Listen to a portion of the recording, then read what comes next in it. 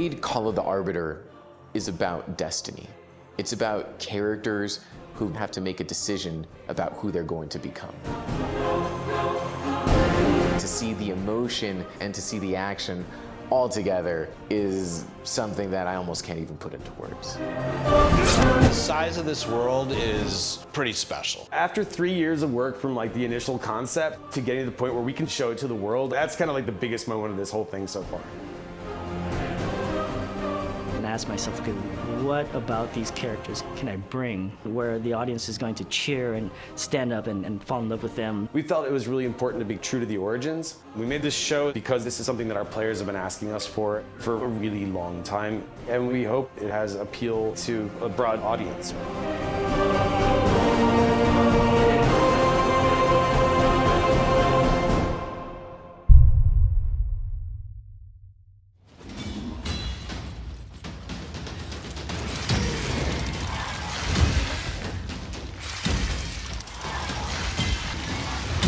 I am a massive fan of Raid Shadow Legends, been playing the game for about 4 years. I've probably played more hours than I care to admit. On a given month, we're looking at around 4 million players. I think we passed 1 billion hours of gameplay collectively, something like 1.5 years ago. So what attracts me to Raid Shadow Legends is there are different factions, such as like High Elves and Orcs and Ogres. So the game is all about collecting champions. We battle monsters, and they live in the fantasy world of Teleria. As fans of the game, as players of the game, honestly, we always wanted more. Like, how did this world come to exist? There are really passionate fan bases. People are filling in their own fan stories. The Tale of the Dark Elf, Altan of the Shell. There are people who make their own art. And we kept getting these comments. You guys should do a show. Why don't you guys do a show? Hey, how about an animated series? Like, I want to hear more about these characters. I almost want there to be like a book about this, you know, or a movie or something. Lots of us have been asking for more story on these champions that we play every day. That's some lore I would like to see. I tell you, this is pretty hype. I really like the characters in this game. You know, after about a year, we're looking at like 10,000 comments saying, please do an animated series. And we thought, all right, you know, let's take a look at what that would take. Let's go flesh it out and show them what the actual story is.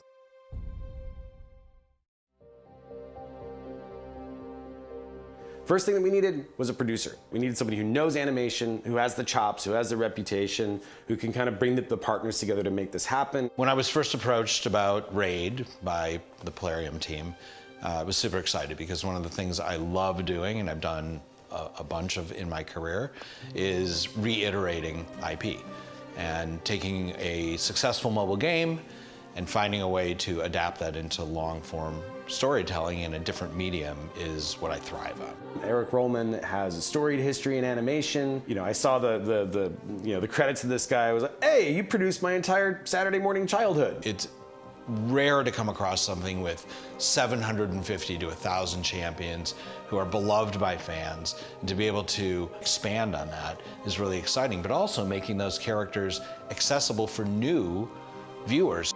Eric and I sat down and we said, all right, next step, writers.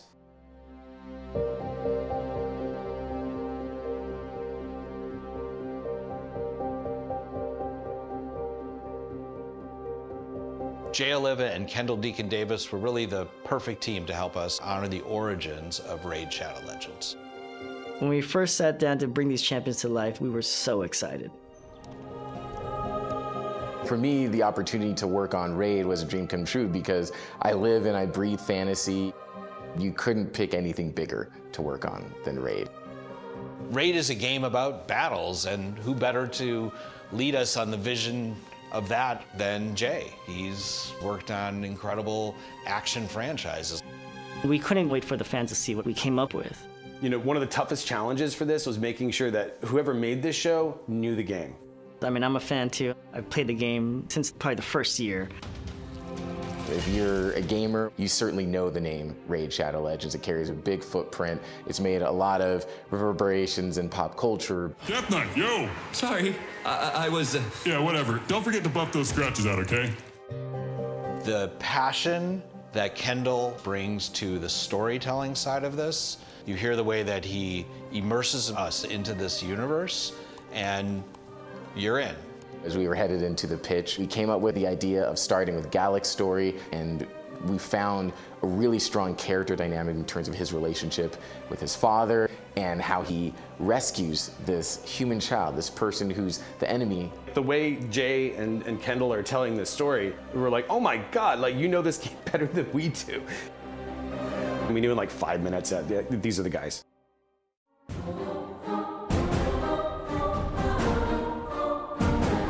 We knew if we wanted to make a show, just to respect the legacy of the game, it has to be 3D to do it justice.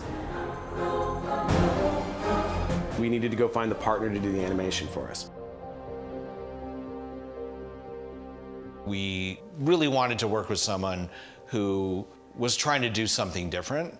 TeamTo has a wide range of experience in action-adventure and battle scenes and the fighting scenes. C'est la première partie dans le village en feu qui raconte en fait toute la... Their enthusiasm at TeamTo for working in dark fantasy like this gave me all the confidence they could level this thing up, and they have.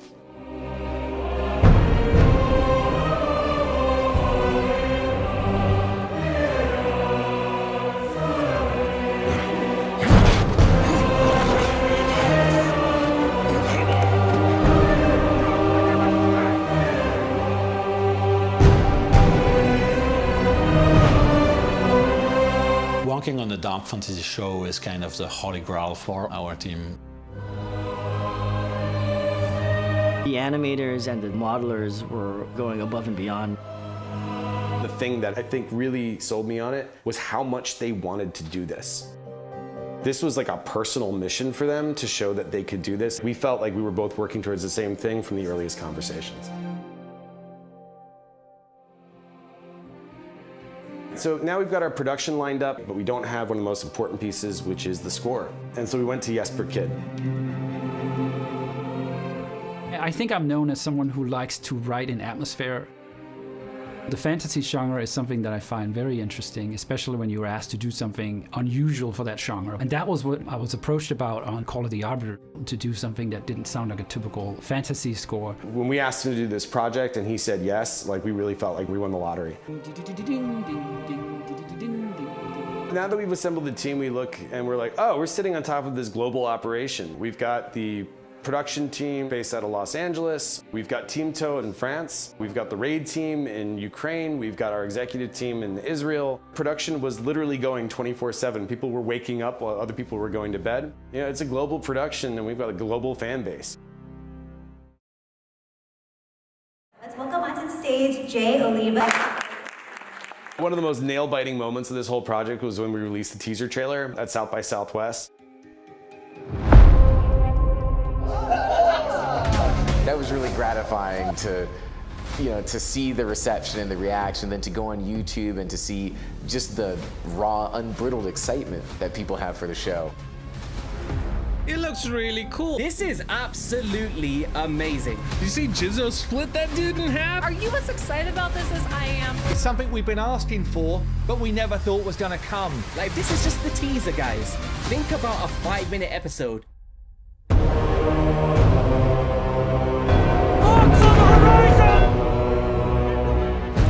So episode 1 starts in this human village that the Orcish tribes have sacked. They're taking it back for themselves. They have been actually on the receiving end of human brutality and are reclaiming lands that are stolen from them. Gallic, this is justice. And we follow this raiding party led by Artak, the kind of chieftain of this particular raiding party. It used to belong to the clans. We are reclaiming what is rightfully ours. We meet Gallic, who's struggling with following in his father's footsteps. Gallic, this is not who you are. He receives a vision from the Arbiter that illuminates what his path forward might be. And this is where Gallic's presented with the choice. He can fulfill his father's wishes, he can do what everyone expects him to do, or he can make a different choice. Gallic is well aware of the history of the Orcs and the humans, but something in him motivates him to rescue this child. He's tough, he's a warrior, he knows how to fight, but underneath that grim, gruff exterior, he's got a heart. And he makes the most difficult decision to go against his father and go against his people to do what is right. Son, what are you doing? Making a choice. Now he is responsible for this child. Every one of the characters that you're going to meet has a theme, and this is where Jesper's score really gets to shine.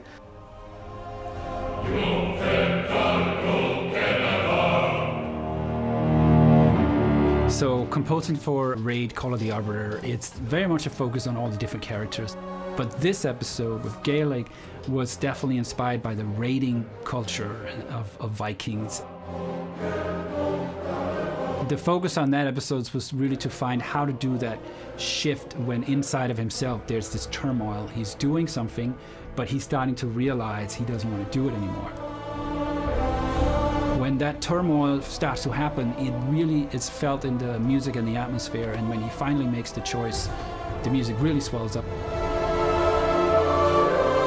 And all the Viking culture disappears, and we're now just totally following his inner feelings that he's now finally doing the right thing according to himself. One of the key ideas of Raid is that none of these factions are inherently good or bad. All of them are shades of gray. It all comes down to individuals and those choices. We've seen Gallic make the hardest choice he's ever had to make. He's answered the call of the Arbiter, and he's heading off into a future that is uncertain.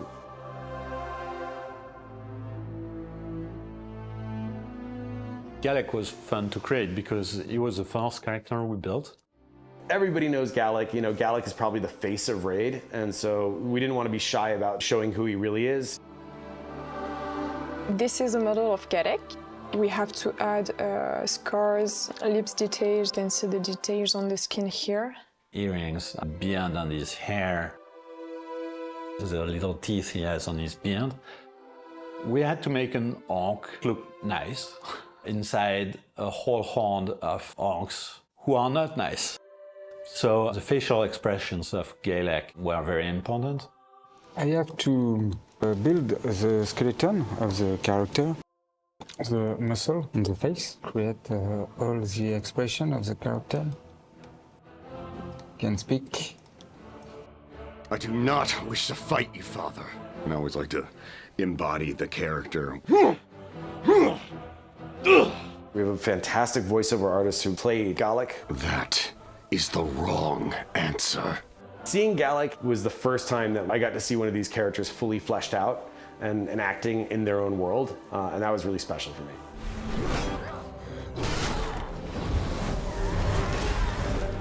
The orcs are all characters from the games, but Artak. Let go, Father. Artak is Gallic's dad. The episode is the first time that you meet Artak, this new character, and now you're gonna get him in the game too. Now we're able to go take something from the show and put it back in the game. You're gonna see that in the coming weeks. We get to do that a couple times. These are not two entirely separate things. They're both closely connected. It is over. Not for me. When we were doing episode 1, you know, we drew heavily from the renditions of human settlements that you see in the game. The first episode is taking place in a human village, so we start from basic polygonal shapes, shape it to look like a house, and then place the house in the set. We had to add this kind of detail and make them look like real wood, real stone that has been worn out by the time. As a starting point, you know, we found all these real-world architectural elements, and for me it was really interesting seeing this world become real. This is the first taste of Teleria you get to see. All the little crooked streets and the alleys and the tile work and the architectural implementation of the set design, like this is what Teleria looks like.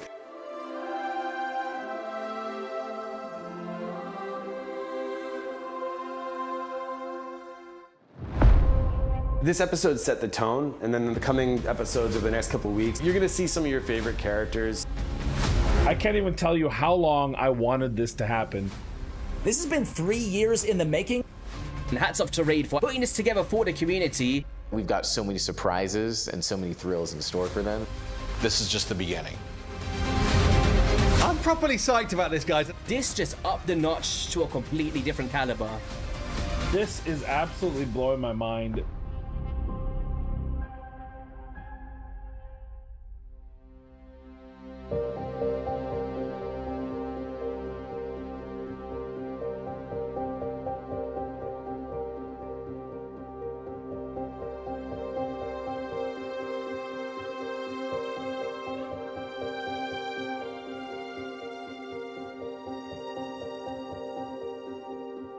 you.